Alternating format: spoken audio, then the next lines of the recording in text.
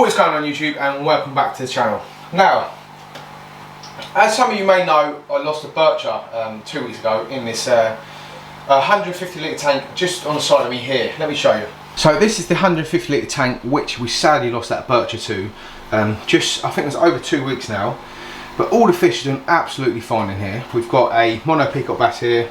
There is a sort of a hybrid peacock bass at the back there, which are eating like crazy. We've got 3 silver dollars. There are 3 other birchers in here as well. There's, what else we've got in here? I think that's it actually. There's no other fish in here. So I had a lot of comments on YouTube about that video when we lost that bircher. And a lot of people said, yeah, it could have been the plecos. The pleco could have sucked the, basically the bircher to bits, sucked all his slime off and completely stressed him out and killed him in the end. But there were a few other people saying, oh, it's water parameters, but it's definitely not my water parameters. I've checked it all, everything's doing fine. It does its normal 50% water change once a week, and I do a 20% once a week on this tank, regularly clean the filters. I don't use crap food, so it's nothing to do with that. But then a few other people said to me, it could be something to do with substrate. So let's take a look into that. So in this tank here, I've got a kind of fine substrate. It's not the finest, so it's about, say, 3 mil, 4 mil, roughly, something like that.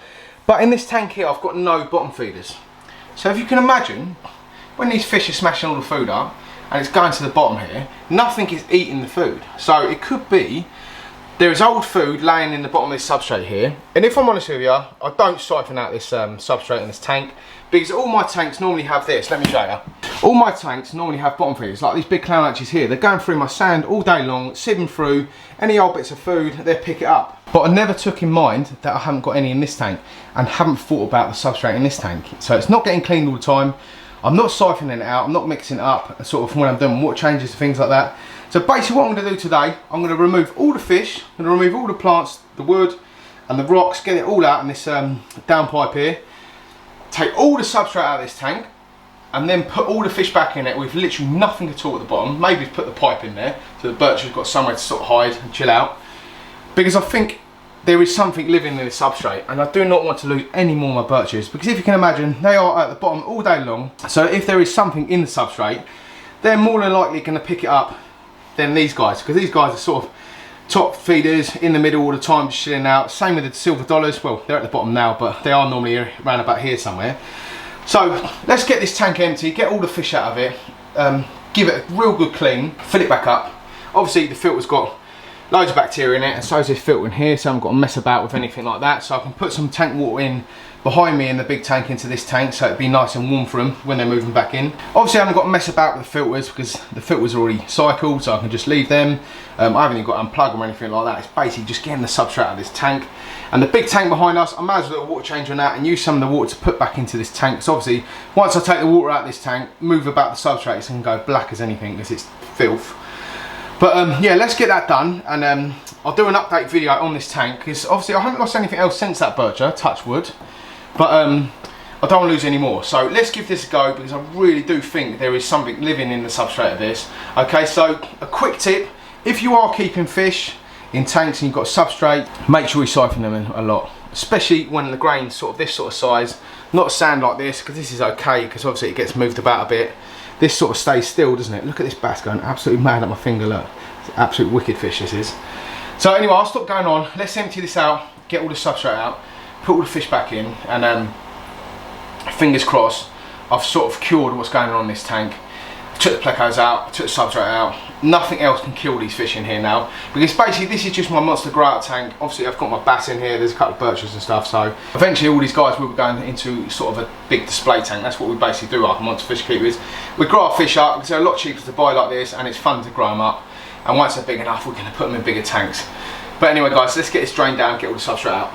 So that's all the fish taken out now. 3 silver dollars, peacock bass, there's one there, it's really camouflaged but it is in there, and there's one I think probably gone in the pipe, and the 3 birchers. But let me show you the tank. So the tank looks absolutely horrendous right now, but obviously I've got to drain more water down now and then start taking all that substrate out and basically fill it up, and it's going to look a bit strange without a substrate.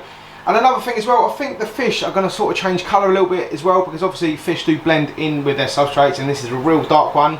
Most of my tanks have got substrates in them, and actually all my tanks have got substrates in them, and all of them are dark substrates except from this one here, which is sort of pinky colour. But honestly everyone, I don't know everything about fish keeping. I just give things a go, and if something's going bad or something's going wrong, I try and find out what it is. So I'm going to try everything I can to sort out what's going on with this tank, because obviously I've lost the bircher now. I don't want to lose any more because I'm growing up these fish. I want to basically big adults in the next few years and have them in like display tanks and stuff like that. But this is really playing on my mind now with the substrates in all my tanks really. You know, if you're not siphoning these substrates out or got really good bottom feeders, are you going to run into problems? Is this what is wrong with this tank, you know? So I'm probably going to start a bit of a debate here if substrates are good for tanks or they're not good for tanks. Some fish need substrates, you know, like corridoras, they like going around sieving through fine sand all day. They do love doing that, and actually the clown loaches do like doing that as well. But I do know people that keep large clown loaches in bare bottom tanks with no substrate, just glass. So yeah, I really don't know what to do. I'm going to give this a go and see how we get on with this. But I have actually ordered the tank which is going here. I'm not going as big as I was going to go before, because I don't want to order a massive tank which takes up the whole room, and when I come to move I have to take this door out.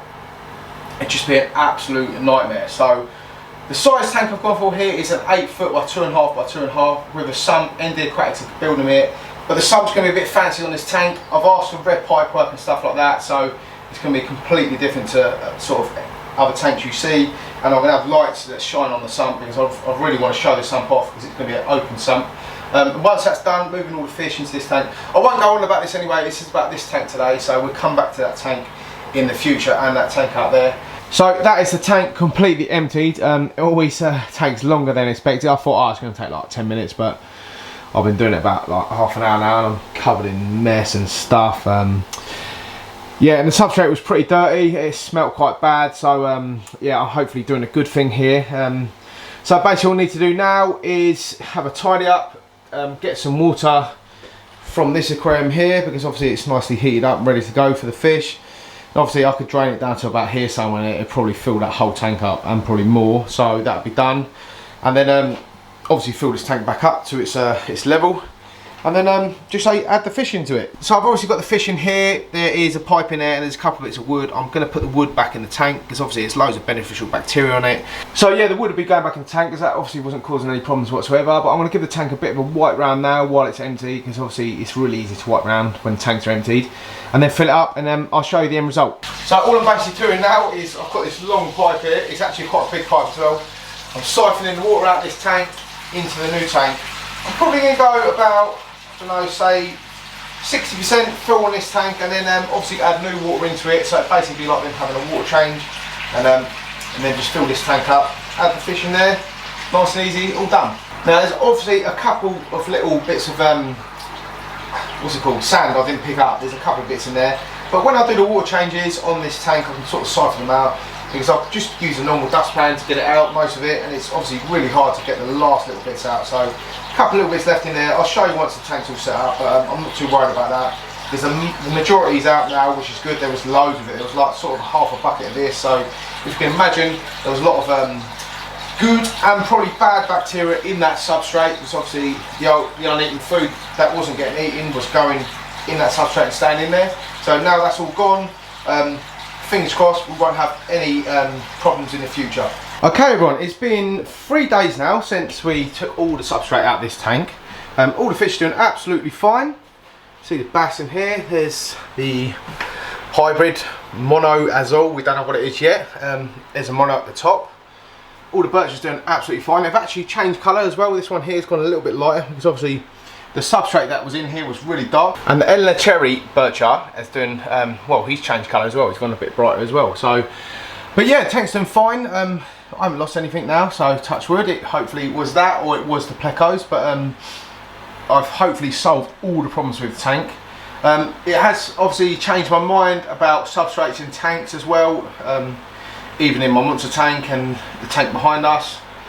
I've got another tank being built. I don't know whether to put substrate in it or not. I don't know whether to take the substrate out my 10-foot tank as well and just do bare bottom, because obviously it is a lot easier to keep clean. You just go around, siphon all the little bits up. And if you've got a big tank like my one in the lounge, you can run a wave pump which will just blow all the debris into the filter or into the sump as well, so you literally have nothing sitting at the bottom. But yeah, that is the video done. Thank you so much for watching. As always, like and subscribe my channel, ding notification bell, and keep it real, everyone.